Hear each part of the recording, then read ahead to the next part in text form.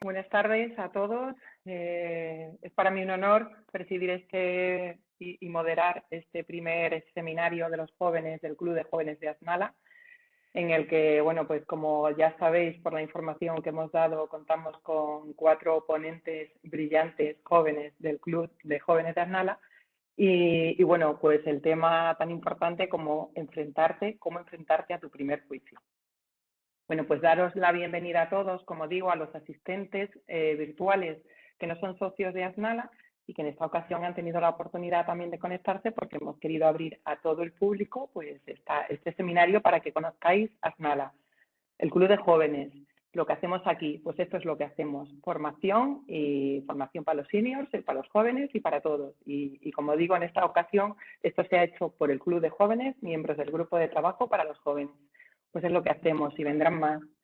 Vendrán otros temas como el despido colectivo, como las indemnizaciones por despido. Así que, bueno, pues animo a todos los que no son socios de Asnala a que se asocien. Y bueno, también decir que doy las gracias en nombre de toda la Junta Directiva. Nuestra presidenta Ana Gómez quería estar aquí hoy, no ha podido venir porque también está en otra jornada, presidiendo la jornada de Coruña. Pero bueno, para la Junta Directiva pues es un placer que sigamos con estos seminarios.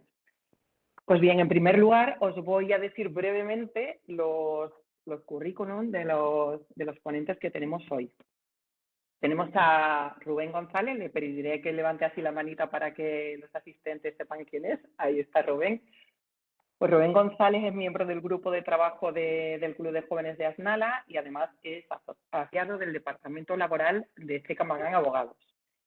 Es graduado en Derecho, doble máster de Abogacía y Asesoría Jurídica por la Universidad de Sevilla y máster en Asesoría Jurídico-Laboral por el Centro de Estudios Financieros. Es Premio Jóvenes Laboralistas del año 2018 y tiene una amplia experiencia en el ámbito procesal laboral, preferentemente defendiendo a las empresas.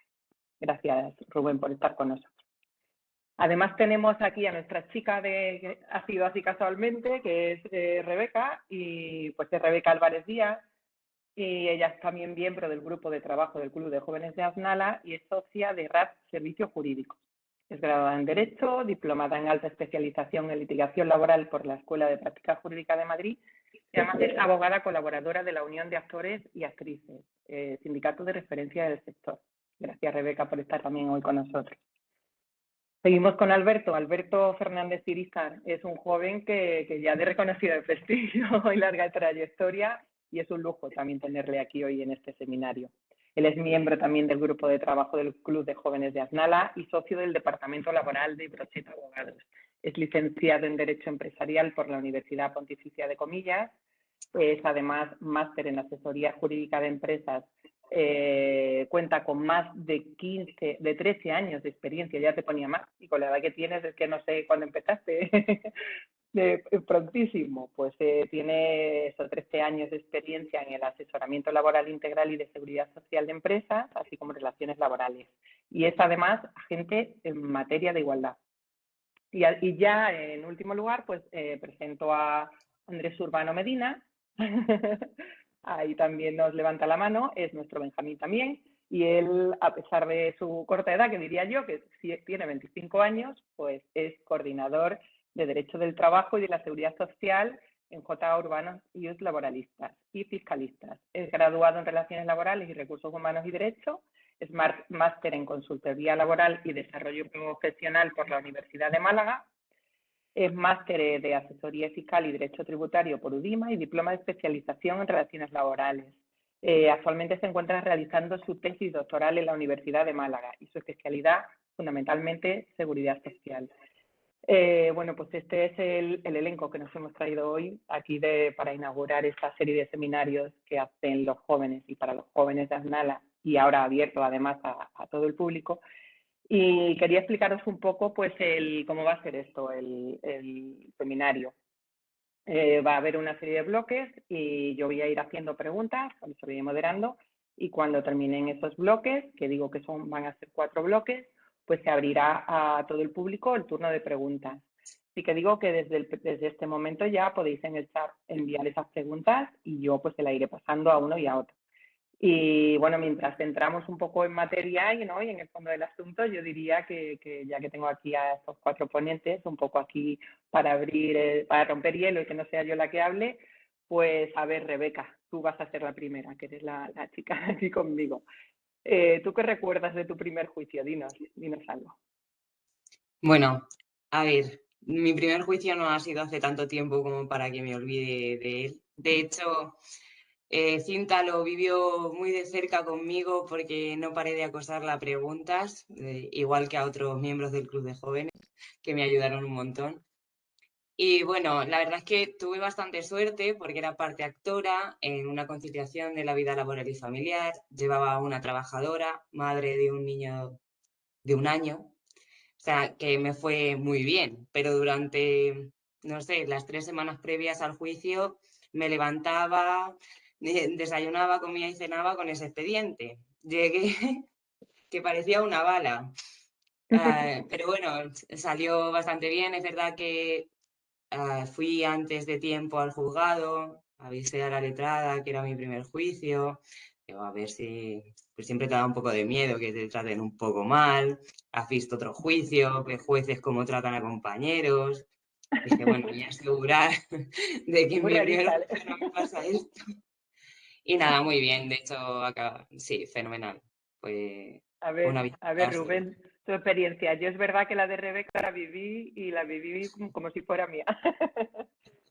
Salió todo muy bien y siempre sale cuando se lleva preparado. Rubén, ¿cómo te diría a ti? ¿Cómo preparaste tú ese primer juicio? Antes de nada, buenas tardes a todos. ¿Se me escucha bien? Muy bien. Bueno, nada, muchas gracias por compartir este ratito con nosotros. Y bueno, el primer juicio, pues la verdad que si lo recuerdo ahora con perspectiva, yo en su momento creía que todo estaba yendo muy bien, ¿no? Pero analizado ahora a posteriori, pues es más complejo, ¿no? En mi caso fue una extinción de contrato con una trabajadora que estaba enferma, con una enfermedad prolongada y tal, y entonces pedía la nulidad. Entonces, así para empezar, no era el típico juicio para ir iniciándose, ¿no? Y recuerdo muchas cosas. Por ejemplo, me acuerdo que a mi equipo de laboral lo llevaba por la calle la amargura. Yo me iba todo el día preguntando dudas, pero cada 15 minutos. Que si lo analizo ahora, digo, bueno, es verdad que fui un poco pesado, pero está bien, ¿no? Yo cuando la gente me viene a preguntar, digo, mira, me pregunta eso que se está interesando por el asunto y que no va a ser una temeridad, ¿no? Quiero decir, todo lo que preguntes antes no te vas a quedar en blanco de juicio ni vas a fallar después. O sea que eso, miedo ninguno a preguntar tantas veces como sea necesario. Al cliente también lo acosé un poco, lo llamé 1000 veces, eso sí que no lo haría ahora. Ahora pues tienes 2, 3 calls y lo preparas todo muy bien y ya está, no lo estás llamando cada 5 minutos para confirmar algún dato. Y después hay otra cosa que tampoco haría ahora, porque ya, bueno, pues uno va cogiendo tablas, pero sí es verdad que me acuerdo que ensayé oralmente en voz alta, o sea, mi novia fue la que más lo sufrió, pero ensayé como 10 veces el juicio, porque claro, al final allí la voz os tiembla, estáis más nerviosos, sudáis y no sale, ¿no? Entonces, ensayarlo mucho y por lo menos el peor juicio, seguramente si os sale bien es porque habéis llegado y lo habéis soltado todo de carrerilla, ¿no? Eso serían las cosas que yo recuerdo y que algunas son útiles y otras pues me han servido para no volverlo a hacer, ¿no? Pues mira, Rubén, recuerdo cuando me dijiste eso de coge al que tengas y sea bueno al lado, porque yo a Alberto Novoa, mi querido compañero de junta directiva, que es tu mentor y tú está ahí contigo en Tecamagán, me dijiste, yo a Alberto le di una paliza, el pobrecito mío. Así que yo creo que es un poco eso lo que hay que hacer, cogerte a alguien que ya tenga un poquito de experiencia y acosarle, como tú dices, a preguntas y todo lo que se pueda sacar de esos de esas experiencias. A ver, te pregunto a ti, Andrés, ¿qué consejo te habría gustado recibir tú antes de ese primer juicio? Pues buenas tardes a todos. Estoy encantado de estar aquí con mis compañeros hablando de lo que más nos gusta. Y bueno, la verdad que lo que más me hubiera gustado que me hubieran dicho el primer juicio es llega a un maldito acuerdo. Eso es lo que más me hubiera gustado, porque el primer juicio que tuve, además, yo tuve la suerte o la desgracia de que me subí a estrado muy, muy joven, porque antes de abogado fui grado social. Entonces yo me subí con 21 añitos al estrado, ¿no? La primera vez. Y claro, fue una reclamación de cantidad en la que me cogió un abogado de un sindicato que me pegó un repaso por delante, por detrás, por arriba y por abajo. Y a mi clienta la condenaron a 11.000 euros, ¿no? Entonces, claro, lo que me hubiera gustado es, a ver, pequeño suicida, ¿por qué vas a entrar en sala cuando tienes recibos de nómina firmados y no llega a un acuerdo, que era lo que te estaban diciendo desde el principio? Porque tú te crees Superman, te preparas el juicio estupendamente, buscas jurisprudencia, que yo era que tú decías, madre mía, que yo me va a salir que ni Alice McBeal, pero no, no sale. llega a un acuerdo, Muy luego hay que bien. hacerse el héroe. Bueno, Andrés, lo has contado como en mi primer juicio yo tenía 21 años y hace 4, ¿no? O sea que fue antes de Hace hacer. 4. Pero bueno, habrás tenido millones desde entonces porque sé que vas a un ritmo, la verdad, impresionante, pero sí que es verdad que, como dice Rebeca, no lo tenéis ahí muy... Pero vamos, no se olvida, ¿eh? También le digo que esos primeros juicios no se olvidan. Muy bien, pues nada, y ahora voy con Alberto para, antes de empezar ya con lo que es materia, y te pregunto, Alberto, ¿tú cómo ves importante, cómo es de importante para ti la reflexión personal y entender tus fortalezas y debilidades para hacer un buen juicio? Bueno, pues muchas gracias a todos. Buenas tardes. Muchas gracias por la pregunta. Esta es una pregunta ya un poquito más profunda, ¿no? Pues yo creo Claro. que es fundamental. Mira, yo creo que lo bueno de esta profesión, del laboralista, es que al final no hay un estilo que tengamos que seguir. Cada uno lo que tiene que hacer es seguir su propio estilo. Y esto al final es como todo. Vas teniendo experiencias, vas mejorando, vas viendo cuáles son tus fortalezas, cuáles son tus debilidades. Y al final no hay que olvidar que tenemos una profesión muy complicada, de que hay muchas cositas, hay muchos agentes internos, nosotros mismos, externos, jueces, letrados de la Administración de Justicia, nuestros clientes, que muchas veces son los peores, el contrario. Entonces, yo creo que es muy importante seguir el estilo propio porque es la única manera de conseguir algo que es totalmente necesario en esta profesión, que es tener mucha seguridad en ti mismo. Porque ya los demás te van a hacer pasarlo mal muchas veces y es importante ser fuerte, ¿eh? Así que, por favor, todos, seguid vuestro estilo, que seguro que llegaréis muy alto. Así es, muy bien. Muy buenos consejos estáis dando y además yo siempre digo a todos que estos son horas de vuelo y que hay que volarlas, cada uno vuela la suya, que te pueden dar millones de consejos y hoy estamos aquí pues para contar nuestras experiencias y dar consejos. Pero luego es verdad que uno es el que se tiene que enfrentar a estos momentos y como dice además Alberto, pues luego ya tener su estilo, su forma de ser, su forma de... No hay dos iguales y también pues dedicar tiempo a eso, a formar pues, tu forma, tu línea de llevar el juicio, creo que también es muy importante pillando un poquito de cada sitio y bueno, y atendiendo siempre a lo que nos dicen y volar mucho. Luego al final también digo que ponerse la toga, y siempre lo he dicho, es una responsabilidad. A mí me lo dijeron hace 25 años cuando yo empecé y la toga pesa siempre y da igual que el tema sea lo más tonto o que se juegue uno 10 euros, me da igual, pero me da igual que sea de 10 como que sea de 10.000 o de 1.000.000. La toga siempre pesa y hay que prepararlo bien. Yo diría que ese es mi consejo así inicial. Mucha preparación, tanto del juicio como de los factores externos, del juzgado, bueno, todo un poco. O sea que, pues nada, ya una vez iniciado este momento, ya sí que vamos a entrar en el fondo del asunto. Y como he dicho al principio, pues vamos a hablar de 5 bloques. El primero, la preparación del juicio. Segundo, la negociación previa al juicio. El tercero, la alegación inicial y las excepciones procesales. Y el último, las conclusiones, como no podía ser de otra forma. Como he dicho, después de estos bloques, que yo les voy a ir haciendo preguntas a los ponentes, abriremos el turno de preguntas y ya podréis desde ya lanzar preguntas que yo le iré haciendo pues a cada uno de nuestros ponentes. Entonces, bueno, pues empezamos con el primer bloque, la preparación del juicio. Y a ver a quién le pregunto, que estáis aquí, os veo todos muy, muy, muy concienciados y muy serios. A ver, Rebeca, que estás ahí mirándome. A ti te pregunto, ¿tú cómo preparas los juicios? ¿En qué te centras para preparar tú el juicio? Bueno, yo soy 99,9% de las veces parte actora.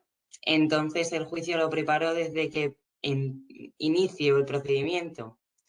Desde la primera charla con el cliente que estás planteando qué estrategia vas a seguir, estás pensando qué voy a poder probar, puedo llevar testigos, etcétera, etcétera.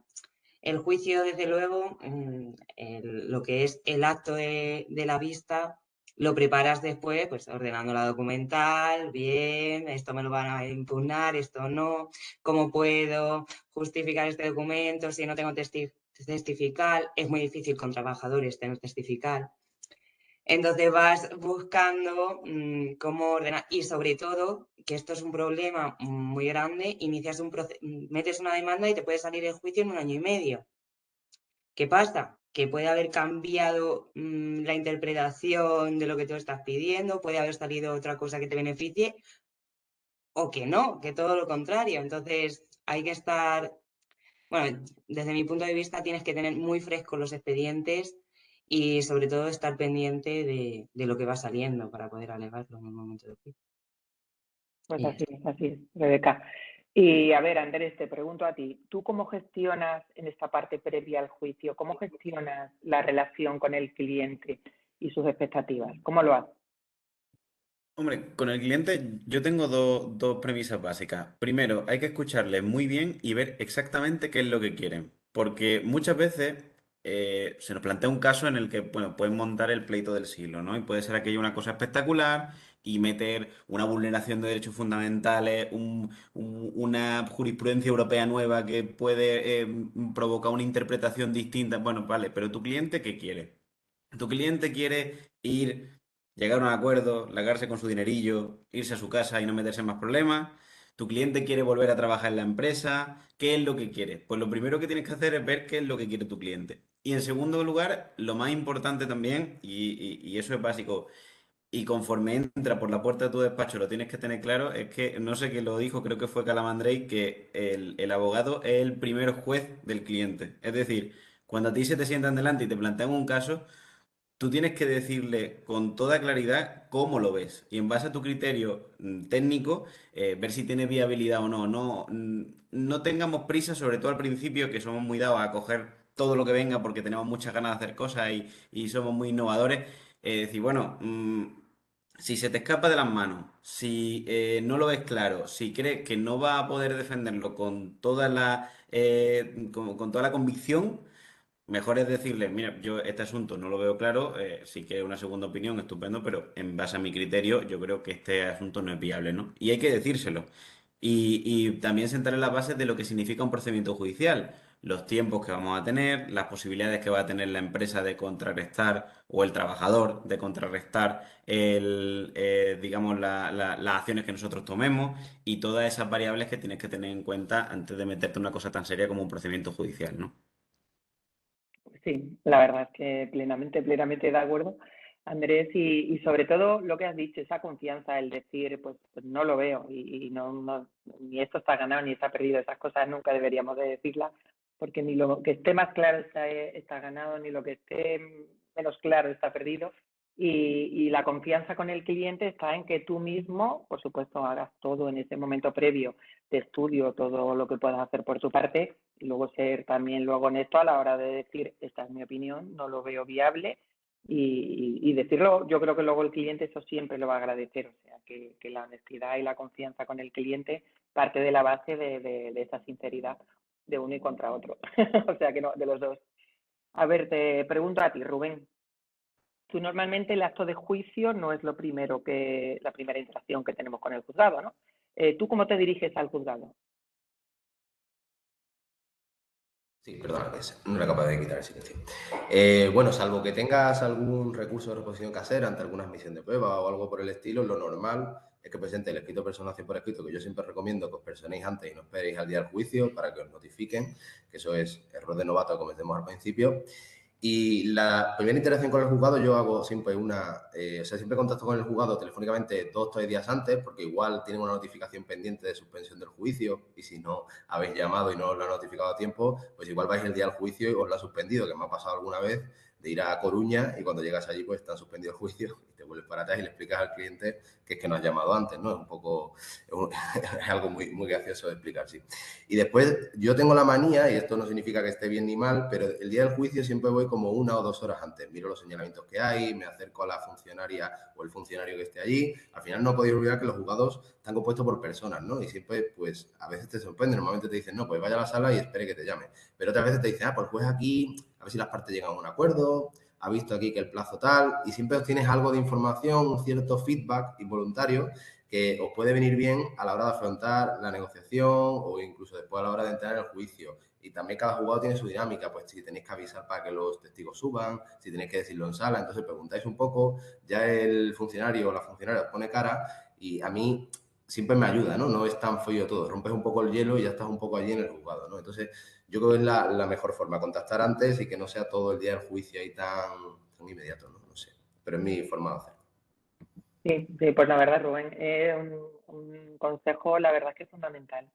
Ir con tiempo, conocer tanto en tu lugar, porque normalmente sí es verdad que todos pues tenemos un juzgado de referencia, ¿no? El de nuestra ciudad y donde más las podemos, pero es verdad que también pues nos toca ir por todos los sitios de España.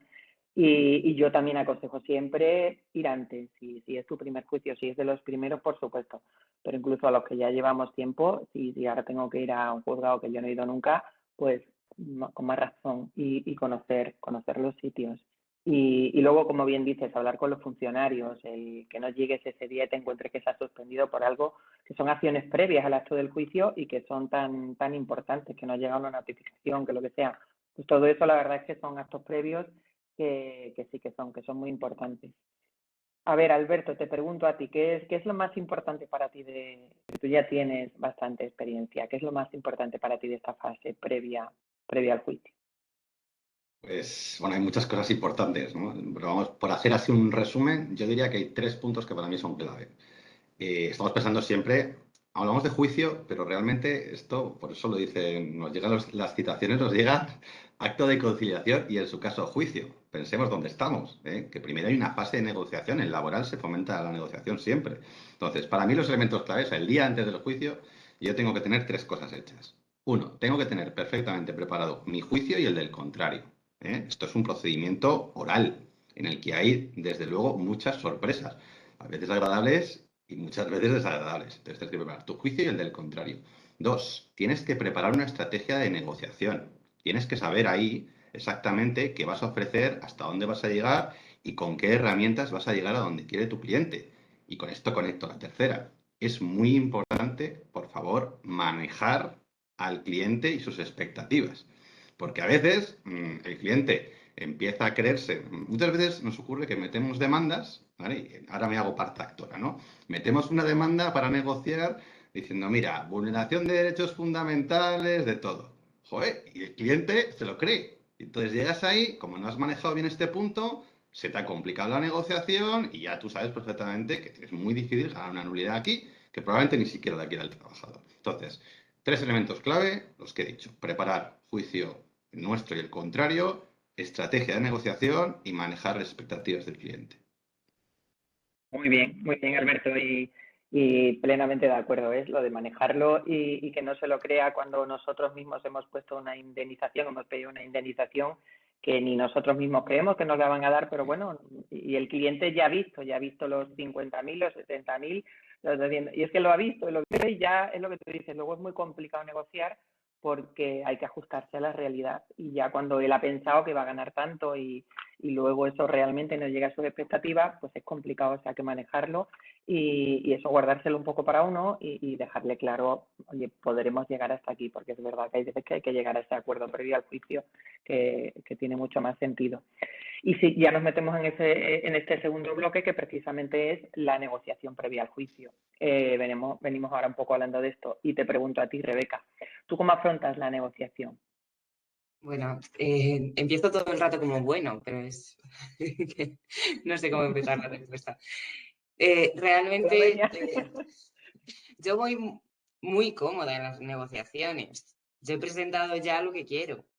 Entonces, que me ofrezca, que me contraoferten. Empezar yo la negociación es pegarme un tiro en mi propio pie. Es decir, no, lo que has pedido no tiene sentido, bájate. Entonces, siempre estoy muy abierta a escuchar, al contrario, hay gente que es verdad que te intenta hacer como el juicio por teléfono y, bueno, pues es mantenerte. Yo me mantengo siempre, bueno, compañero, eso ya lo verá un juez, ya lo decidirá, estamos intentando llegar a un acuerdo. ¿Qué ofrece la empresa? El abogado de empresa o la abogada de empresa siempre intenta que seas tú el que suelte una cifra, también es verdad, te intentan apretar, pero ¿te aceptaría esto?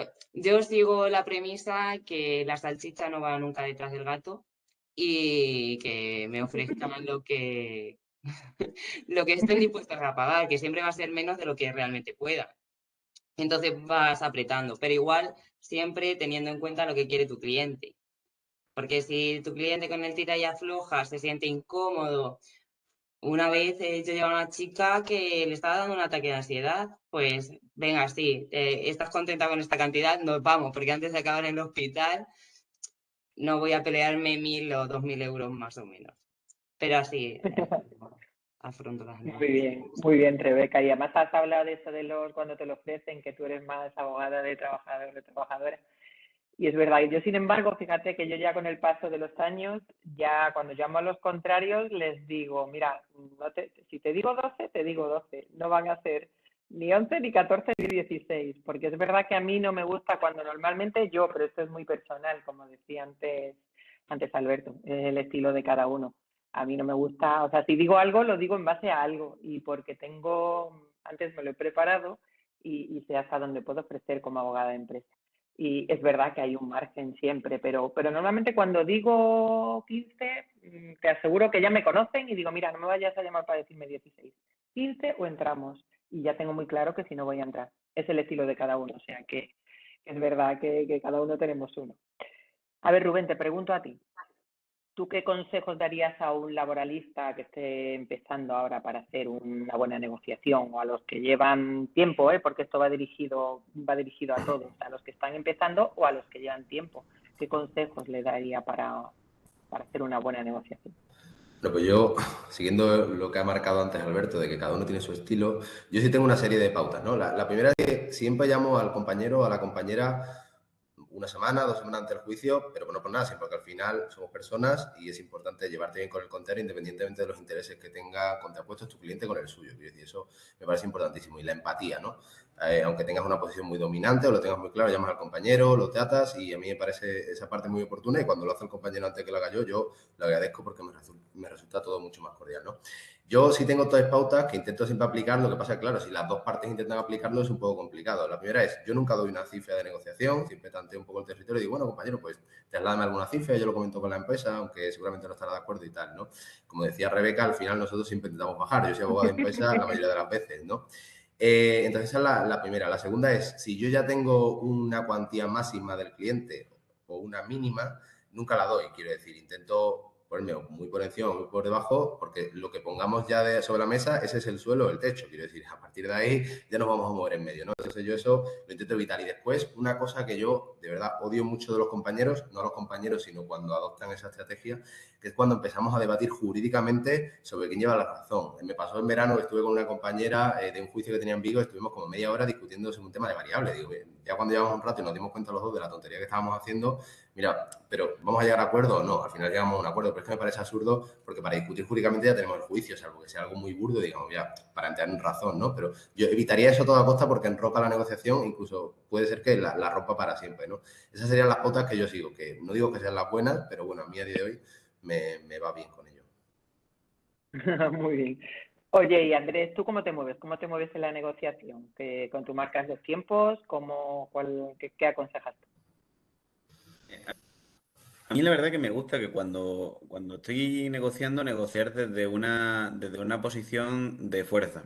¿Cómo hago yo la posición de fuerza? Apoyándome en el procesal. Es decir, cuando llega una demanda, voy por la empresa, tanto como cuando la demanda la pongo yo, lo que suelo hacer es utilizar el procesal para empezar a poner nervioso al contrario. Es decir, pues te cito testigos, te pido pruebas anticipadas, te pido medidas cautelares, empiezo un poquito a mover el tema, ¿no? Para que no se olviden, porque sobre todo ahora que los señalamientos son tan dilatados, así es verdad que el hecho de que cada 2 por 3 estés molestando a tu cliente porque le ha llegado del juzgado que lo van a citar como testigo a no sé quién, que ha llegado a la empresa una petición de prueba, etcétera, no, bueno, pues quieras que no, ayuda a mover el terreno y a moverle un poquito los pies al compañero, que en el buen sentido, sin maldad ninguna, pero sí con el ánimo de que bueno, se vean más interesados en llegar a un acuerdo lo antes posible, ¿no?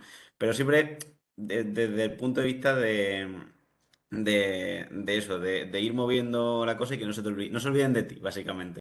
Y luego aparte, también es verdad que a veces cuando ha habido el juicio ya también se negocia, ¿no? Pues desde la normalmente cuando uno va con la empresa, que cuando tiene una sentencia desfavorable y demás, pues básicamente darle a la persona lo contrario a lo que tú sabes que quiere. Si quiere trabajar, lo manda a su casa, si quiere irse, lo manda a trabajar y eso, quieras que no, pues provoca una situación en la que quizás el cliente pues está más predispuesto a llegar a un acuerdo, ¿no?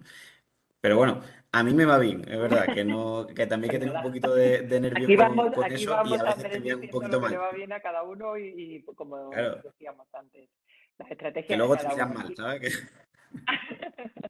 Oye, Alberto, ¿y tú qué haces? A mí me interesa mucho saber qué es lo que haces tú cuando hay una negociación complicada y qué haces tú para desbloquearla. ¿Sabes? Bueno, a ver, el tema, es que claro, el tema de la negociación depende mucho, yo soy mucho del tema de las cascadas, ¿vale?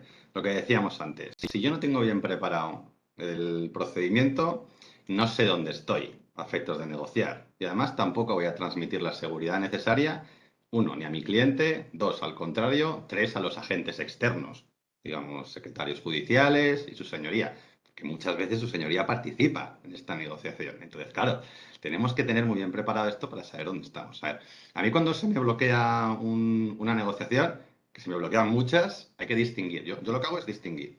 Oye, hay algunas negociaciones que se te bloquean, pero estás cerca. Si estás cerca, yo utilizo o intento utilizar, parte por supuesto, con hablar con el compañero, oye, mira, vamos a intentar que esto entre los dos nos lo quitemos de en medio, que seguro que va a quedar bien tu cliente y el mío, etcétera. Parte de intentar convencer al compañero, utilizo también muchas veces al letrado de Administración de Justicia, que a veces ayuda, a su señoría, que a veces ayuda. Si veo que es una cosa que no puedo cerrar en ese momento, no olvidemos que tenemos el mecanismo de suspender el procedimiento para negociar. La primera vez lo podemos suspender para negociar. Pero si vemos que esto estamos muy lejos, no hagamos más ofertas. Por lo menos yo es lo que hago. Yo si veo que está totalmente bloqueado el tema, no tiene mucho sentido seguir haciendo ofertas, ¿vale? Y también hay que medir los tiempos. Sobre todo, esto, claro, una cosa es que tengas el juicio justo en unos minutos y otra cosa es que estés a un mes del juicio, ¿vale? Entonces, a veces esto de la negociación necesita sus tiempos, tu cliente necesita sus tiempos de pensar, de estar ahí al borde de la muerte, básicamente, que es el juicio. Entonces, desbloquear, sobre todo, intentemos buscar la complicidad del compañero. Al final, todos sabemos dónde estamos, sabemos que un buen acuerdo, un mal acuerdo es mejor que el juicio muchas veces. Y yo creo bueno, que si lo hacemos todo con buena fe, es muy fácil desbloquear muchísimas situaciones. Así es. Cuántas cosas interesantes estás diciendo y con toda la razón. Pues yo ya pasaría a la siguiente fase. Tengo muchas preguntas que haceros, pero vamos a pasar a la siguiente fase, que ya hemos hecho esta preparación previa, ya estamos sentados allí en el acto del juicio, estamos con las togas, el juez, cada parte a un lado, y ahora os digo y te pregunto a ti, Rubén. Estamos en la fase de alegación inicial, excepciones y todo esto. Y te pregunto, ¿qué elementos crees que son importantes a la hora de realizar tu alegación inicial, Rubén? Sí, bueno, al final, al final yo creo que el laboral, aparte que es un proceso que destaca por la prueba, es un proceso oral, ¿no? Entonces, el acto del juicio es fundamental cómo actúes. No cómo actúes o lo que digas jurídicamente, que tiene su valor, yo no lo dudo, sino la imagen que tú proyectas hacia el juez, ¿no? Entonces, yo aquí distinguiría un poco las veces que vas como parte actora y cuando vas como parte demandada, ¿no? Como parte actora, de verdad, si ya has hecho una buena demanda, salvo que tengas que aclarar algo, por favor, no cuentes otra vez la demanda, porque el juez ya te empieza a arquear la ceja, te empieza a cortar, y no te va a cortar ahora, te va a cortar en la prueba, te va a cortar en las conclusiones, o sea, estás creando una tendencia que solo puede ir mal, ¿no? Entonces, salvo que tengas que aclarar algo, que yo siempre recomiendo enviar un escrito, o presentar un escrito ampliatorio, un escrito de lo que sea, pero antes, que le dé tiempo a la otra parte para prepararse, para que no te aleguen indefensión ni nada de ese tipo, y después cuando vas por la parte demandada, es tu momento. Quiero decir, ya la otra parte ha contado la demanda todo lo que quería, una demanda de 40 páginas, pues tu momento de responder. Aquí me parece fundamental evitar a toda costa, o sea, las fundamentaciones jurídicas de citar 40 sentencias, eso se lo dais después al juez, vosotros entrarse en los hechos, este hecho conformidad por esto, disconformidad por esto y tal, pero lo digo por una cosa, a mí me ha pasado que un compañero enfrente ha hecho una alegación brillantísima de de un tema de modificación sustancial y después de 15 minutos le ha dicho el juez, sí, muy bien, pero con el hecho primero, conformidad o disconformidad, esa imagen queda fatal, ¿no? Entonces yo creo que es fundamental y sobre todo evitar leer instructas, todos llevamos algunas notas, las vemos en algún momento porque se te puede olvidar algo, pero al juez le tiene que quedar claro que tú tienes claro el juicio y que estás convencido. Si estás leyendo le vas a convencer de muy poco, ¿no? Entonces a mí me parece fundamental preparar el acto del juicio y prepararlo es preparar toda la performance, no solo haber hecho una instructa muy bonita y tal, ¿no? Yo creo que distinguiría esas dos fases. Pues sí, Rubén, y aprovecho que dices ahora eso de no leer, sé que es importante llevar una nota. Yo siempre llevo una nota con datos, porque siempre haces tu guión y tienes que llevar el juicio preparado, pero qué importante es no leer. Nos hemos preparado el juicio, sabemos, y es verdad que tenemos que llevar ese guión, pero esa imagen de ir y soltar, hay veces que sin punto y sin comas, a lo mejor es como tú dices, muy brillante lo que se está diciendo, pero se pierde pues en ese momento que es tan importante también, que es trasladarle al juez y a las partes lo que tenemos que decirles con la mayor convicción, pero por supuesto yo recomiendo también no leer. Y a ver, que te tengo aquí, Alberto, que también me interesa saber en el caso de alegaciones y este tema tan importante como son las excepciones procesales, que yo digo que a mí me encantan las excepciones procesales, me encantan decirlas, me gusta menos que me las digan, pero es verdad que siempre uno tiene que ir preparado para esas excepciones procesales. ¿Tú cómo te preparas esas sorpresas del juicio, incluidas esas excepciones procesales? Bueno, antes de contestar a eso, es que me ha gustado mucho lo que ha dicho Robert. Yo creo que es básico y todos los que nos estáis escuchando, yo si tuviera que trasladaros algo básico de hacer bien un juicio, es ser capaz de transmitir al juez lo que nosotros queremos defender. En el acto de juicio, yo soy muy poco de temas técnicos, jurídico-técnicos, tal. Eso para el recurso, ¿vale? En el juicio tenemos que transmitir. ¿Vale? Eso es lo que yo por lo menos tomo como básico. Bueno, temas de excepciones procesales no es que me encanten, es que me rechiflan. O sea, me parece lo más divertido del mundo mundial. Pero claro, normalmente voy de empresa. Entonces ahí es cuando la empresa tiene, la empresa o el demandado, que puede depender del procedimiento, tiene una ventaja el demandado, que es que contesta a la demanda en el acto de juicio. Pero la parte actora no conoce que vas a contestar. Yo la verdad es que soy un poco pillo. Cuando tengo procedimientos en los que tengo excepciones procesales potentes, sé que la parte contraria tiene para responderla lo que tarde yo en hablar. Entonces, suelo ser bastante rápido. Hago la excepción procesal, quizá con el fondo del asunto me pronuncio menos y dejo a fase de prueba y le dejo pensar poco. Esa es una estrategia que utilizo yo y muchas veces sale muy bien. También las excepciones procesales, no nos olvidemos que hay algunas que son de orden público. Entonces, hay algunas que deberíamos de sacar un poquito antes, sobre todo si son suspensivas del juicio. Lo tengo que a veces el juez se enfada con toda la razón del mundo porque de repente la has hecho esperar no sé cuánto tiempo, empieza el acto de juicio y le dices, falta litis consortio pasivo necesario. Joder, vale, pero esto obviamente lo podías haber dicho y habríamos suspendido. Entonces, seamos bastante inteligentes con el uso de las excepciones procesales y si somos parte actora, por favor, preparemos siempre el juicio de la otra parte. Porque es que si no estás preparado para las excepciones procesales, te cae un palo ahí que no sabes por dónde salir. Así es, Alberto. Esa preparación, yo siempre lo digo, que tienes que ir preparado para todo. Normalmente todo lo que llevas se te queda en la mitad de la mitad. Pero esa preparación y si me dicen esto, y si me dicen esto, lo otro, y si voy por aquí, y si no, todo eso lo tienes que llevar preparado porque como si es así, o sea, lo decimos, los juicios laborales son orales, es rápido, es dinámico y tienes que ir ahí ya pues a pecho descubierto, ¿no? Entonces, es verdad que insisto yo también en esa preparación de posibles vías que te puedan decir, excepciones o lo que sea, y sí que es verdad que es un mundo. A ver, ¿qué te tengo por ahí a ti, Andrés? Tu estrategia cuando tienes excepciones procesales. Bueno, pues cuando tengo excepciones procesales, básicamente la estrategia es un poco parecida a la de Alberto, ¿no? Decirlas muy rápido, intentar que mientras más rara sea mejor, ¿vale? Porque porque como bien ha dicho él, es cierto que cuando se ve obviamente a primera vista, la parte le ha dado tiempo, la otra parte le ha dado tiempo a preparársela, pues desde que puso la demanda prácticamente. Y sobre todo el ir muy bien preparado para contestar las que uno sepa que le van a alegar y también en el sentido de que si luego el juez a veces para y dice, bueno, pero esto en realidad, ¿qué está queriendo decir con esto? ¿Qué es lo que tú has visto que...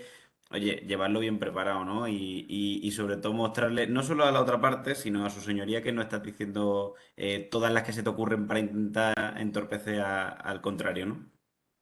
Sí. A ver, Rebeca, tú has dicho antes que prácticamente lo que llevas es parte actora, ¿no? ¿Y cómo llevas tú esa fase inicial? ¿Estás de acuerdo también con lo que dice Rubén, con lo que pensamos todos de Yo tengo mi poquito, lista, justito y... yo tengo mi lista de todas las excepciones procesales que desde mi punto de vista me pueden decir. Y la Muy contestación. bien, O sea, muy va bien, al salto. muy No. bien. La De hecho, si el preparación.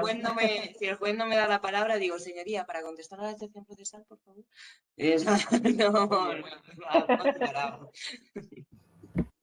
Muy bien, muy bien. Bueno, pues vamos ya al siguiente bloque, que es la fase de proposición y práctica de la prueba, que es importante todas, pero ya hemos llegado a esta fase de la prueba. A ver, Rubén, ¿tú cómo preparas la prueba documental para ir a juicio? ¿Te sigues algún formato o tienes algún sistema que tú hagas habitualmente? Sí, tengo un formato y además soy especialmente maniático. En mi equipo lo sufren, ¿no? Bueno, yo tengo la manía de preparar, o sea, siempre que preparo prueba, salvo que tenga algunos documentos que los quiero sacar en el último momento porque es dudoso si me va a venir bien o mal y después de escuchar las alegaciones lo quiero quitar, llevo la prueba encuadernada, con un índice, con separadores, con numeritos, no por nada, sino porque a mí me ha pasado que viendo, ¿no?, el juicio, pues el juez coge tu cuadernito, bien ordenadito todo, lo mira y es como que lo va leyendo tranquilamente y es como que lo lee bien, ¿no? Y después he visto al compañero con los clics y tal, la prueba ahí muy dividida, que no saben ni qué hacer con la prueba. Ya al juez le estás transmitiendo cómo eres, ¿no? Quiero decir, cómo estás transmitiendo tú la información, qué importancia le das, y yo creo que llevar la prueba bien preparadita, ordenadita, archivada y todo, eso siempre da una buena visión. Pero sobre todo a mí lo que más me preocupa, y sé el punto negativo y lo voy a apuntar yo, esto es un consejo, pero tiene su parte negativa, ¿no? Yo el índice de prueba lo preparo como si fueran unas conclusiones por escrito, para que me entendáis. Quiero decir, yo no pongo documento 1, contrato temporal, no, documento 1, contrato temporal, cuya cláusula dice tal, o sea, yo resalto lo que yo quiero de ese documento, porque al juez le das un contrato de 15 páginas y el juez pues ve las 15 páginas y igual se lo mira o no se lo mira, ¿no? Pero si tú le pones la cláusula que quieres que mire, la página que está señalada y tal, y lo vas dividiendo por bloquecitos, que son los bloques, además, que tú vas a ir diciendo la demanda, pues prácticamente le está dando al juez una posibilidad, que la usará o no, para la hora de redactar la sentencia, que tenga en cuenta ese orden que tú has establecido, ¿no? Es verdad que alguna vez, me ha pasado una vez de cada 20 a lo mejor, me han dicho, esas son conclusiones por escrita, quítelas. Pero la mayoría de las veces el compañero contrario no dice nada y yo creo que ahí le das al juez un poco de cancha, ¿no? A mí me gusta facilitar el trabajo al juez, creo que es importante y siempre lo va a ver bien, ¿no? Muy importante, Rubén, y además yo lo digo siempre, estoy en la misma línea que el juez es humano, como todos nosotros. Todo lo que se le facilite visualmente, hablado, como hablábamos antes de la manera de transmitir. Y si tú llevas una prueba ordenada y que te entre por los ojos, seguro que es mucho más atractivo para el juez, que a lo mejor puedes tener toda la razón del mundo, pero si está desordenada o no le señalas exactamente lo que quieres, por supuesto, sin decir, porque muchas veces nos llaman la atención, solo puedes numerar la prueba y como tú dices, y página 15 donde tal, y apartado B dejas una pequeña reseña donde vas dirigiendo, sin tampoco puedes ponerle ahí exactamente una explicación. Y es fundamental, la verdad es que sí, que luego a la hora de que a él también le resulte atractivo y lo vea todo pues más fácil dentro de las circunstancias. Y bueno, y ya que te tengo también, y sigo contigo, Rubén, en esta parte, ¿tú cómo planteas el interrogatorio de parte? El interrogatorio de parte. Bueno, pues el interrogatorio de parte en el laboral, yo honestamente, lo digo con total sinceridad, yo intento no utilizarlo como prueba. Quiero decir, para mí el interrogatorio de parte no lo utilizo como prueba porque interrogar a alguien que puede mentir de forma, o sea, de forma soltada, pues no tiene mucho sentido, ¿no? ¿Para qué utilizo yo el interrogatorio de parte? Está feo que lo diga y negar haberlo dicho, aunque no sé si queda esto grabado, ¿no? Utilizo el Se está interrogatorio de grabando, parte, Rubén, ten se está cuidado. grabando. Bueno, no pasa nada, me voy a tirar a la piscina. Utilizo el interrogatorio de parte cuando sé que alguien de la empresa tiene poderes, aunque no sea el CEO o sea la persona, la máxima representación, por ejemplo, un director financiero, un director de recursos humanos, sé que la otra parte lo va a llevar como testigo porque le conviene, pido el interrogatorio de parte en esa persona en concreto, si el otro compañero está un poco despistado no se da cuenta y después renuncio en el juicio. ¿Para qué? Porque el juez ya se da cuenta que es parte y como testigo igual lo anulo. No siempre funciona, pero lo utilizo desde ese punto de vista. Hace 2 semanas, concretamente, me hicieron un interrogatorio de parte a mí. Como sabéis, si tenéis facultad para resolver posiciones, podéis ver en una situación tan kafkiana como hacer un interrogatorio de parte, que es como repetir otra vez las alegaciones, porque como podéis mentir o decir lo que os da la gana, pues te van a preguntar cosas que vas a responder todo lo que te beneficia, ¿no? Entonces, a mí el interrogatorio de parte siempre recomiendo no utilizarlo, por lo menos como prueba, como estrategia dilatoria, fraudulenta, lo que queráis, pues tiene juego, ¿no? Yo no digo que no, pero me evita a toda costa darle la oportunidad a la otra parte de decir todo lo que quiere decir. Yo lo evitaría. No me gusta esa prueba como prueba se de te cara. puede volver en contra, sí. A ver, Alberto, y tú te pregunto a ti, ¿cómo planteas tú el interrogatorio de testigos? Tan importante también, que ahí nos escuchamos muchas cosas variadas y qué importante es el interrogatorio de los testigos. ¿Cómo lo planteas? Bueno, pues la verdad es que tras de los testigos, cada uno tiene su estilo, ¿no? Al final lo que tenemos que pensar es que la testifical en esta jurisdicción la valora el juez un poco, pues, la sana crítica, ¿no? Como se dice. O sea, básicamente la valora como le da la gana, ¿eh? Y luego en el recurso no tiene nada. Entonces hay que intentar, la testifical, utilizarla, o por lo menos yo lo que hago es utilizarla para cerrar toda mi defensa. Es decir, yo suelo tener una prueba documental potente, casi siempre, y la testifical para aclarar y transmitir. En esa imagen de intentar transmitir al juez lo que es mi defensa, intentar convencerle, casi siempre con argumentos jurídicos, pero muchas veces con sentido común, utilizo a los testigos, ¿vale? Por ejemplo, tácticas que utilizo yo con los testigos. Todos sabemos que tú le preguntas primero y luego pregunta al contrario. Bueno, pues yo tengo mi truquito. Mi truquito es agotar todas las preguntas. Le hago 300 millones de preguntas al testigo, ¿vale? Todas, por supuesto, con sentido y siempre que el juez me deje. ¿Por qué? Porque si yo le hago todas esas preguntas al testigo, dejo a la otra parte sin posibilidad de hacer preguntas.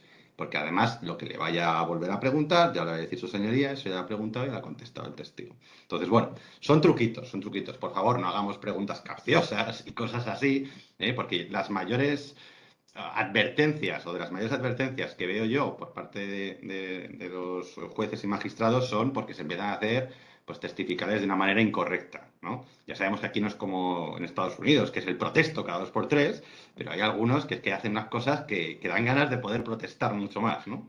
Pero bueno, o sea, que seamos, por favor, rigurosos, y mantengamos nuestro estilo, pero intentemos utilizar la prueba testifical de una manera adecuada. Sí, pues yo aprovecharía para decir que yo se lo digo siempre a los testigos que llevo, que por supuesto yo hablo con ellos para hacerle las preguntas porque no se puede llevar sin haberle hecho una pregunta a los que llevamos nosotros de parte. Y es verdad que le digo, oye, ¿qué vas a decir? ¿Cómo vas a contestar? Y sobre todo les digo, también es un consejo que doy, si no entiendes lo que te están diciendo, repite la pregunta, porque es verdad que hay abogados, tenemos compañeros que es que cuando han terminado de hacer la pregunta, ya no sé si son 2 en positivo, el afirmativo, meten el negativo, el casual que venía por allí y ya dices, sí, yo creo que sí. Y a lo mejor estás diciendo una barbaridad. Entonces es la manera también de preguntar todo muy retorcido. Entonces siempre les digo, si no sabes lo que o sea, tú escucha la pregunta y di, me está preguntando si es cierto que yo venía los lunes por la tarde a trabajar, eso es lo que me está preguntando, sí. Es mucho más simple llevarlo a la simpleza y preguntas claras, porque si no es verdad que pues liamos y bueno, también serán parte de las estrategias, como estamos aquí diciendo. Y a ver, Rebeca, que te tengo ahí y te pregunto para ti, la prueba pericial, ¿qué me dices tú de la prueba pericial? Pues la verdad, y estoy totalmente honesta, no he practicado jamás una prueba pericial.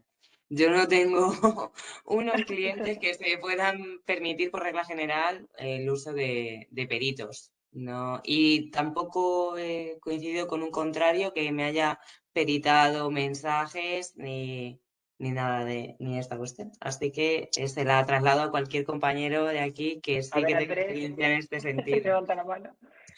Sí. Bueno, para cerrar el tema de los interrogatorios, por favor, si alguno de los 68 asistentes que hay aquí algún día me lo encuentro en una sala, está en un estrado, y le pregunta a un testigo mío, ¿no es más cierto que? Le tiraré un bolígrafo, ¿vale? No hagáis eso. No preguntéis no es más cierto que, ¿vale? Eso se pasó de moda hace 200 años. En cuanto a la pericial, bueno, yo que llevo muchísimos pleitos de seguridad social, que por supuesto son los más bonitos, eh, la prueba pericial en nuestra jurisdicción, sobre todo en esos temas, es realmente importante. Seguramente si en algún momento lleváis, por ejemplo, una incapacidad permanente, os vais a dar cuenta de que más allá de darle orden a la demanda, quien os va a hacer el pleito es el médico. Porque realmente en la mayoría de los casos, si no hay que discutir ninguna cuestión jurídica, como si en la profesión habitual o las cotizaciones o la base de cotización, realmente quien va a dirimir el pleito es vuestro perito médico. Muy importante, hay que tener muchísima confianza en el perito de uno. Yo nunca trabajo con un perito que me impongan, ¿vale? ¿Por qué? Porque el perito y tú vais a ser un equipo. Y cuando entréis en sala es como hacer un juicio a dos. Él va a saber lo que tú vas a querer preguntarle, tú vas a saber exactamente cómo preguntarle porque habéis preparado el juicio antes, sabes cómo es, has leído el informe pericial. Tienes que tener muchísima confianza con tu perito, ¿vale? Eso es muy importante, porque si no, luego se nota. Y luego, si veis que vuestro perito se enfrenta, por ejemplo, a un careo, que a veces se hace, ¿no? Cuando hay pleitos con las mutuas, que hay un enfrentamiento, entre comillas, dialéctico entre tu perito y el perito de la mutua, dejadle hacer. Ellos saben muchísimo más que nosotros de lo que están hablando.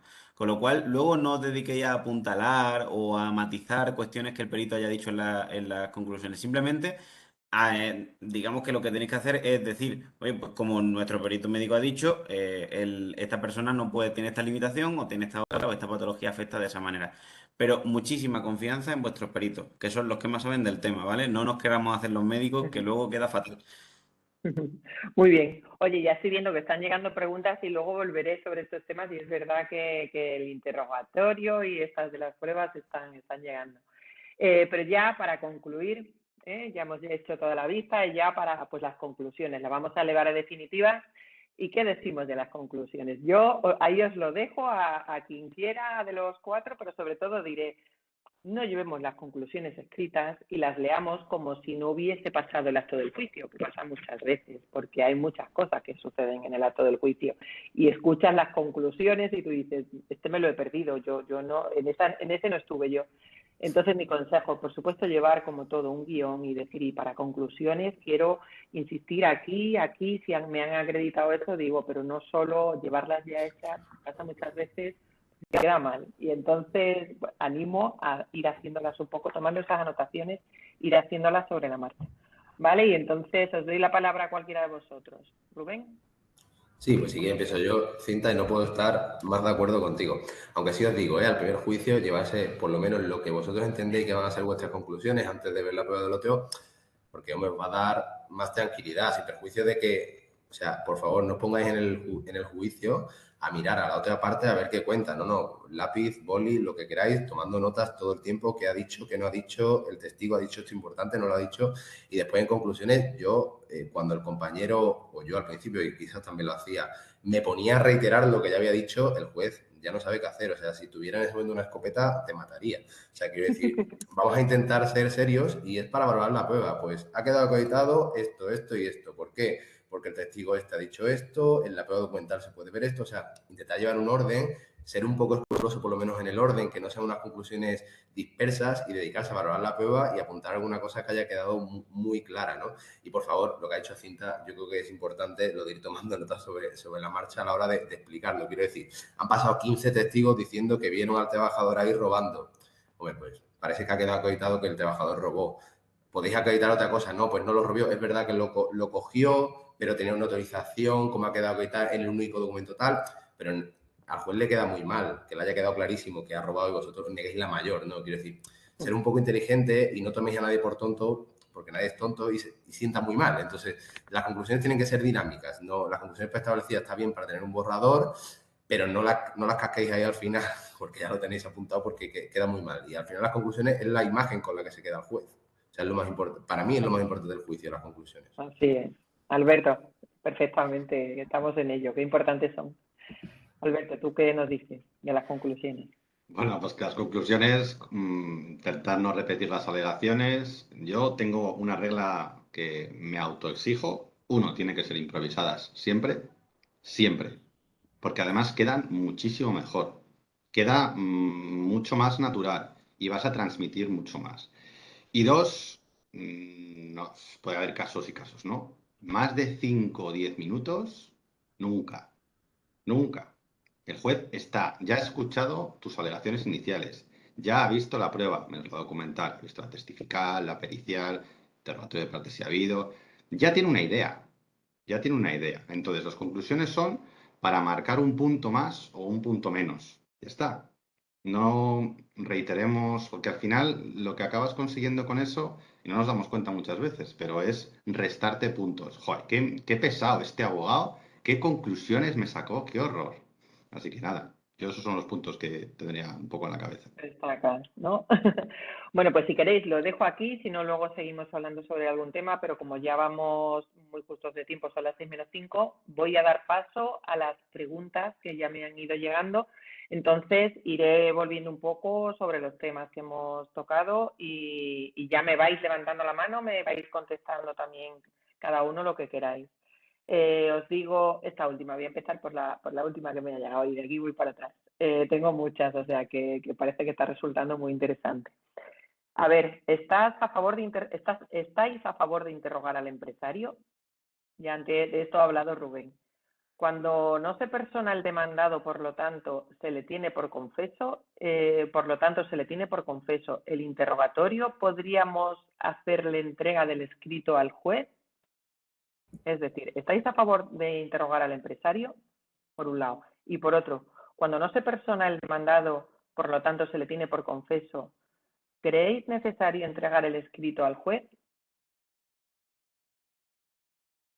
Yo levanto la mano en esta si se me permite, porque Venga, tengo sí. millones de juicios sin empresa. Así que en cuanto al interrogatorio de la parte contraria, como Rubén, no se pide, salvo que no haya venido, ficta confesio. Ya está, si está ahí, mejor que no hable. Ya hablará en su contestación. Y en cuanto a los juicios sin empresa, la ficta confesio no opera tan mágicamente como nos solemos pensar. El juez tiene prisa, te ve que tu juicio te se lo puede quitar de en medio porque solo estás tú, te dice, letrada, que la demanda, ¿no? Que con lo que viene en la demanda y ya está. Y luego te sueltan unas sentencias como les da la gana. Entonces, señoría, ¿me deja preguntar? Evidentemente no se las das por escrito, es un actoral. No le va a dar las preguntas por escrito, que se supone que no tienes que llevar nada escrito. Pero sí, incidir. Bueno, pues si no me deja preguntar, quiero que se le dé por confeso en esto, en esto, en esto y en esto. Y que quede en la vista, en el acta, vamos, en la grabación. Porque si no, a mí me han llegado sentencias en las que te dices sí, sí, sí. Y luego tener que presentarle una aclaración, bueno, un recurso, pero decirle, bueno, no tenga usted morro. Me dice que sí, que todo, y me pone la categoría profesional que le da a usted la gana. Efectivamente, Rebeca, dejarlo muy clarito lo que queremos que llegue este principio que tenemos en derecho, pero que quede muy claro lo que queremos que quede. A ver, Alberto, tú creo que también habías levantado la mano. Sí, bueno, la verdad es que lo ha dicho casi todo Rebeca. Yo solo apuntar dos cositas. Uno, cuando busquemos efectivamente eso de que se le tenga por confeso, decir exactamente de qué, como bien ha dicho Rebeca, y si el juez va a pasar en ese momento, yo levanto protesto, ¿vale? Porque es muy importante que quede expresamente sobre lo que queremos que sea confeso. Y dos, cuando hacemos un interrogatorio de parte o pedimos el interrogatorio de parte de una empresa, si queremos al empresario, es un empresario único, bueno, ¿vale? Generalmente vendrá él.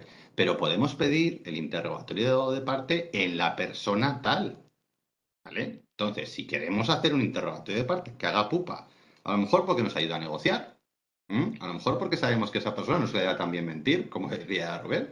Hay gente que no se le da tan bien mentir. Hay muchos que tienen mucha cara, pero hay otros que no. Pues pedimos el interrogatorio de parte en la persona tal. Y así es como yo, cuando lo utilizo, que lo utilizo muy poco, es como lo hago. Muy bien, perfecto, vamos, yo creo que estamos todos de acuerdo.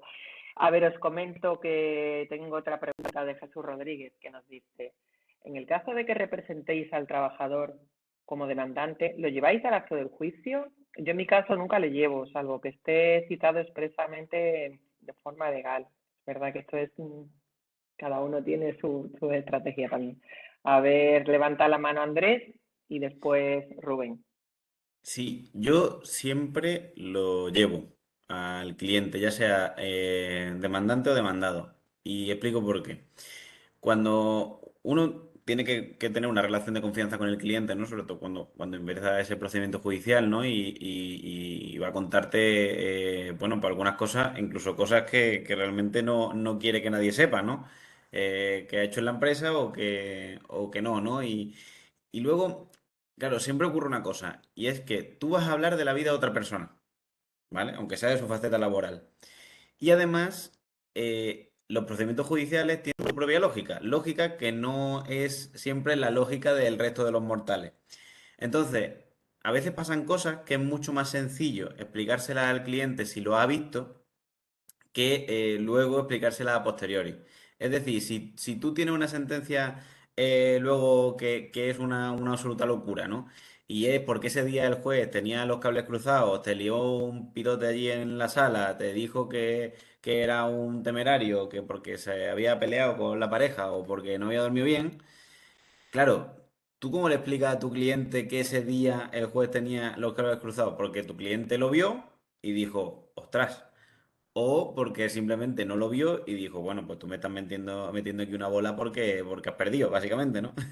Entonces, yo creo que a efectos de poder luego justificar y explicar tu trabajo, es muy, muy interesante que tu cliente siempre vaya contigo.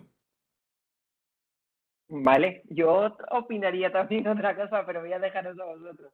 A ver, Rubén, ¿tú qué dices? Y bueno, yo siguiendo un poco con lo que ya ha apuntado Andrés, a mí me parece fundamental que vaya el cliente. Por una estrategia comercial, quiero decir, el cliente, si el juez no te ha dejado preguntar, si te ha cortado las alegaciones, si te ha obligado a negociar, a mí me ha pasado que un juez me ha dicho, oye, salga y no vuelva hasta que tenga un acuerdo. O sea, quiero decir, ese tipo de cosas, cuando tú llamas al juez, al cliente y se lo cuentas, el cliente no se lo cree porque se cree que los juzgados, pues, es un sitio donde opera la justicia, está allí la diosa con la balanza y tal, ¿no? Y que todo es maravilloso, pero no es así, ¿no? Quiero decir, tiene su punto casposo, ¿no? Entonces, para mí me parece fundamental. A mí hay veces que no he tenido tanta suerte, no he ganado una sentencia y le he dicho al cliente, se lo he contado, le he dicho, la sentencia dice esto, estuviste en la sala, ¿te acuerdas lo que dijo? Y el cliente me ha dicho, pero ¿cómo puede ser? Pero si quedó claro tal. Y ya no cae ningún peso sobre ti porque el cliente estuvo allí contigo, entiende perfectamente lo que pasó y tu trabajo lo hiciste bien. Quiero decir, él ha visto que tú has hecho tu trabajo, después no has tenido el resultado que has querido o que todos esperabais. Pero yo creo que te ayuda mucho a tener esa dinámica con el cliente porque no se cae nunca lo que pasa después en el juzgado, ¿no? Yo creo que es fundamental, pero eso, por un punto de Lo vista que pasa comercial que o jurídico, no. es verdad, Rubén, que yo por eso decía que ahí había una excepción que también deberíamos tener en cuenta. Hay veces que vamos por la parte trabajadora, no nos han citado al cliente nuestro y muchas veces es error. O sea, realmente tú sabes que el trabajador debe estar ahí y debe además pues acreditar, ¿no? Acreditar cualquier cosa, pues, hasta en pruebas de periciales y hay veces que se falla. Y yo le digo, quédate, porque la prueba puede decaer precisamente por no tener ahí al trabajador, al cliente citado en forma legal. Y entonces a mí me ha pasado que de pronto me han dicho, hombre, no, pero ¿dónde está? ¿Dónde está? No, pues no ha venido, me ha hecho un poder y hoy no ha podido venir. Y entonces es verdad que muchas pruebas, muchas veces pasa que decaen precisamente porque el abogado no ha tenido en esa fase previa pues el citarle y tenerle ahí, porque siempre supone que va a ir. Y es verdad que hay veces, yo en mi opinión, que eso es una estrategia también. A ver qué nos dice Alberto. Yo digo que depende. Depende del cliente, depende del El asunto. procedimiento, depende de muchas cosas. Pues a ver, a veces hay empresas que tienen lo que se llama el laboral en masa, que no van a estar yendo a los procedimientos, porque para eso contratan un despacho grande, para que tengan a sus abogados en todos los sitios y no tiene materialidad suficiente para ir, ¿vale? Si es un juicio muy importante, a mí me gusta que esté. Me gusta que esté el cliente. Me gusta que esté el cliente porque efectivamente estoy totalmente de acuerdo con vosotros que en los juicios pasan cosas. Yo esta mañana tenía un juicio y se ha suspendido porque no hay juez, que es una cosa que es como muy extraña, es como una suspensión muy extraña. Entonces, claro, ha venido conmigo la persona de la empresa y ha vivido esa situación. Entonces, claro, eso es más o menos entendible. Si no vienes con el cliente y pasa eso, pues hombre, pues si tienes mucha confianza con tu cliente, pues te dirá, bueno, pues no pasa nada. Pero si es una relación que está empezando, pues es una persona pues un poco, pues eso, de menos confianza, pues a lo mejor piensa que eres un abogado que sabe Dios qué has hecho. Entonces, a mí me gusta que esté, a mí me gusta que esté. Pero entiendo que en un supuesto como el que tú explicabas, Cinta, por estrategia es muy inteligente no llevar si no te han pedido el interrogatorio del trabajador. Yo, desde luego, lo he hecho a veces. Cuando me ha tocado llevar algún directivo o algo así, la empresa no está lista y me pide el interrogatorio, yo, desde luego, no le llevo. Estamos todo el rato comunicados por teléfono y así él está tranquilo y todo mucho mejor. Así es, así es. Mira, os leo aquí una larga que me pone: queridos ponentes, no parece la carta de los Reyes Magos. Queridos ponentes, como sabéis, en el anteproyecto de eficiencia procesal del Servicio Público de Justicia se planteaba la creación de una conciliación intraprocesal que se celebraría 30 días antes del juicio. Y en caso de que no existiese un acuerdo, cada una de las partes tendría que explicar los motivos que justificase la falta del acuerdo. En vuestra experiencia, ¿creéis que sería útil? ¿Evitaría dilaciones en los señalamientos, tiempos en el juzgado? ¿Cómo creéis que afectaría vuestra estrategia de negociación? ¿Quién me responde? A ver, Alberto. Sin miedo, ¿no? O sea, al final Venga, estamos venga, hablando péchate de, esto. estamos hablando de hipotéticos. Bueno, pensemos, por ejemplo, que en los conflictos colectivos, estas mediaciones que tenemos muchas veces solucionan. Y hay en algunos sitios que tenemos, en vez de organismos oficiales en el que única y exclusivamente te dicen, ¿tenéis acuerdo? Sí, no. Hay otros organismos, se me ocurre el SAMA, por ejemplo, de Zaragoza, etcétera, que buscan una negociación mucho más, bueno, mucho más participada, ¿no? Por ellos. Oye, incluso tienes que hacer alegaciones. A mí no me gusta del todo hacer alegaciones porque no me gusta que la otra parte sepa cuál va a ser mi defensa. Entonces yo ya me cuido mucho de no decir muchas cosas cuando soy parte demandada. Pero bueno, todo lo que son mecanismos para intentar evitar el juicio son buenos. Pero actualmente con los que tenemos ya hay muchísimos intentos, para llegar a un acuerdo. O sea, es decir, hay muchas veces que nos empeñamos en intentar llegar a un acuerdo y hay cosas que porque son así, por lógica, porque cuando tú despides a un trabajador, pues el trabajador, hasta que está en una situación posiblemente mental, llegar a un acuerdo, pues pasa un tiempo. Oye, está enfadado. Es lógico. Entonces, la empatía en estas cosas es desde luego, un más, diría, ¿no? Es algo totalmente necesario para entender la negociación y entender por qué acabamos en un juicio. Es que hay muchos trabajadores que dicen, no, es que yo quiero ir a juicio porque quiero justicia. Quiero justicia. A mí cuando me dicen eso, digo yo, Dios, lo liamos, porque aquí no vas a tener justicia tú, Son ni las yo, peores, sí. ni nadie. Entonces, ¿estos mecanismos o estos anteproyectos pueden traer soluciones? Sí. ¿Para mí son grandes soluciones? No. Al final, muchas veces llegaremos a donde vamos a llegar y ya hay muchísimos intentos por parte de esta jurisdicción para que intentemos buscar un entendimiento. Muy bien. Yo, a ver, Rubén, y ya Sí, tú no, terminas. a punto de esto y ya sé que estamos mal de tiempo, Cita, no te preocupes. Yo estoy con Alberto totalmente, yo diría que depende. Si es un mecanismo tipo SIMA, para que nos entendamos, que hay una persona que intenta un poco mediar realmente, puede ser positivo, pero para eso podíamos, y voy a decir una cosa que es un poco complicada, pero podíamos quitar el SMAC, quiero decir, porque al final el SMAC es muy burocrático, si vas con un acuerdo, bien, pero allí el funcionario de turno que está, la funcionaria, no va a intentar que lleguéis a un acuerdo, le da exactamente igual. Entonces yo creo que cambiar el sistema que ya tenemos para que sea más dinámico o introducir un mecanismo pero que sea dinámico y no sea un nuevo SMAC en el que no va a pasar nada, pues varía un poco la respuesta, ¿no? Yo creo que ahí va a variar un poco de cómo enfoquemos el sistema. Yo estoy con Alberto. Si es para ayudar, sí. Si va a ser para un trámite burocrático más, le veo muy poco sentido, la Le verdad. pongamos más, ¿verdad? Bueno, pues una muy cortita. A ver, ¿cambia la estrategia de negociación en servicio de mediación y la conciliación previa a entrar en sala? Es decir, la traducción simultánea de esto, eso si vosotros cambiáis del momento del SMAC o el CERCLA al momento de la conciliación previa a juicio, si se cambia esa estrategia. ¿Qué me decís?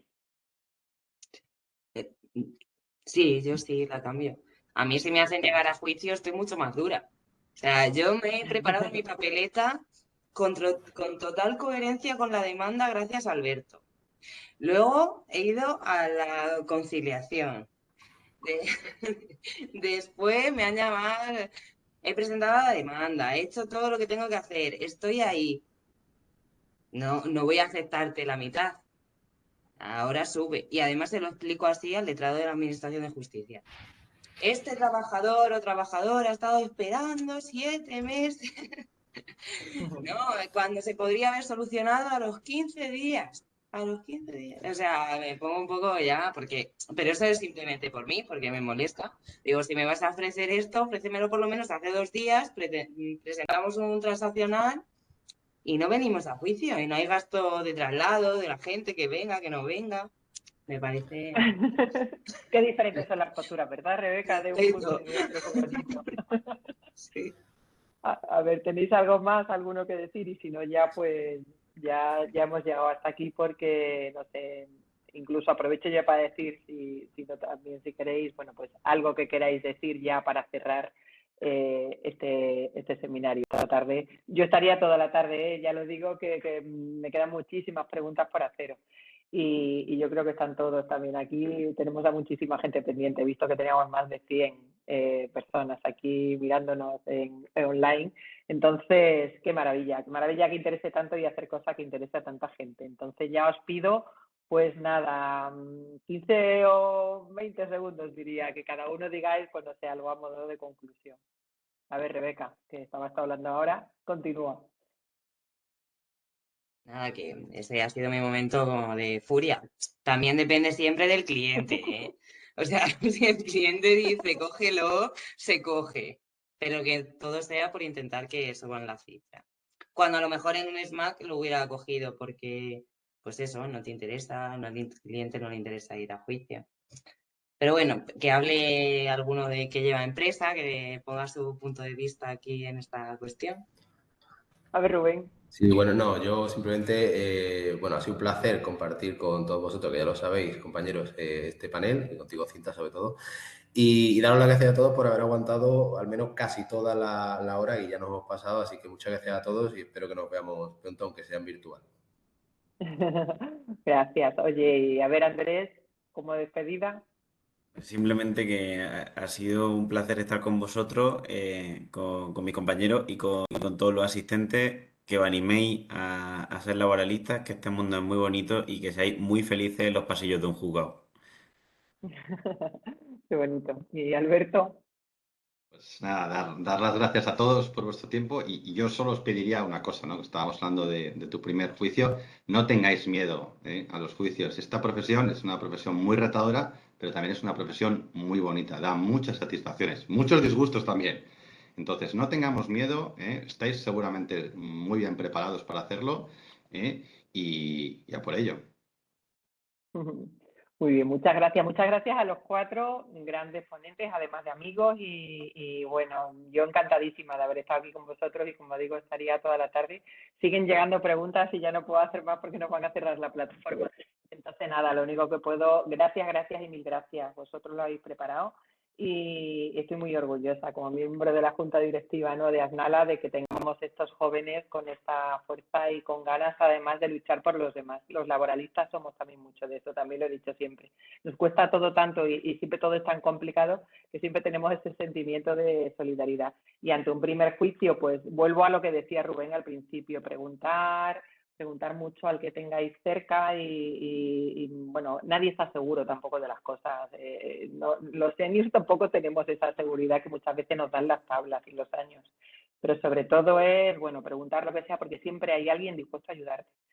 Entonces, lo principal. Y ya luego, ya pues, como despedida, deciros que espero que os animéis, los que no seáis socios, apuntéis en ASNALA. Tenemos este club de jóvenes, más de 100 jóvenes en ASNALA. Es impresionante.